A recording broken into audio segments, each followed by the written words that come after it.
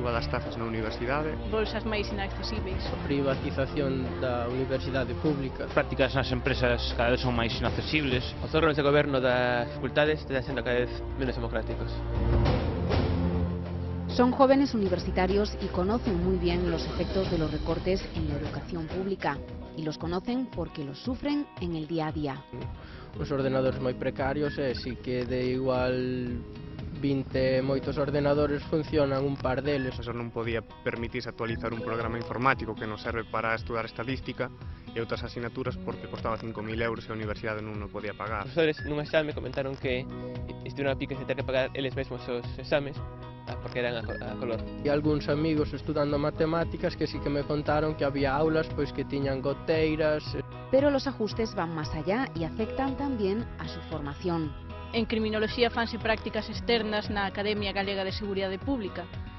E eses alumnos de terceiro perderon as prácticas porque a Facultade de Dereito tivo que romper o convenio porque non había cartos para poder pagalo.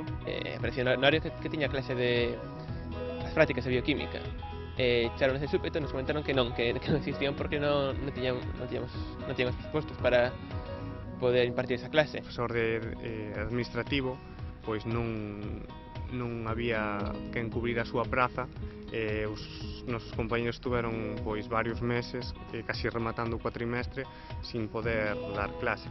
Algunos ya sufrieron los nuevos baremos para la obtención de la beca, un método que consideran injusto porque no valora la situación económica del alumno, sino sus méritos académicos. Eduardo es un ejemplo de ellos. Él solo tiene la exención de matrícula. Porque se sacas menor dun 6,5 en selectividade non tes dereito a recibir ningún tipo de beca, a non ser que sexa a de matrícula. Pero es un afortunado. Ruth ni siquiera tiene derecho a ella por una cuestión administrativa.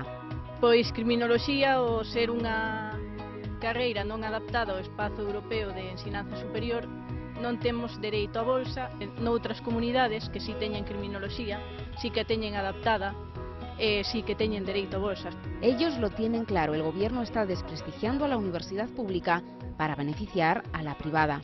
Vai pasar como na idade dos nosos avós, nos que só un porcentaxe ínfimo da poboación podía acceder aos estudos, os fillos dos ricos, por dicir así. Temos rabia, estamos impotentes ante todas as injustizas que están ocorrendo. Y no será porque no lo gritan bien alto. Pero parece que no les quieren oír.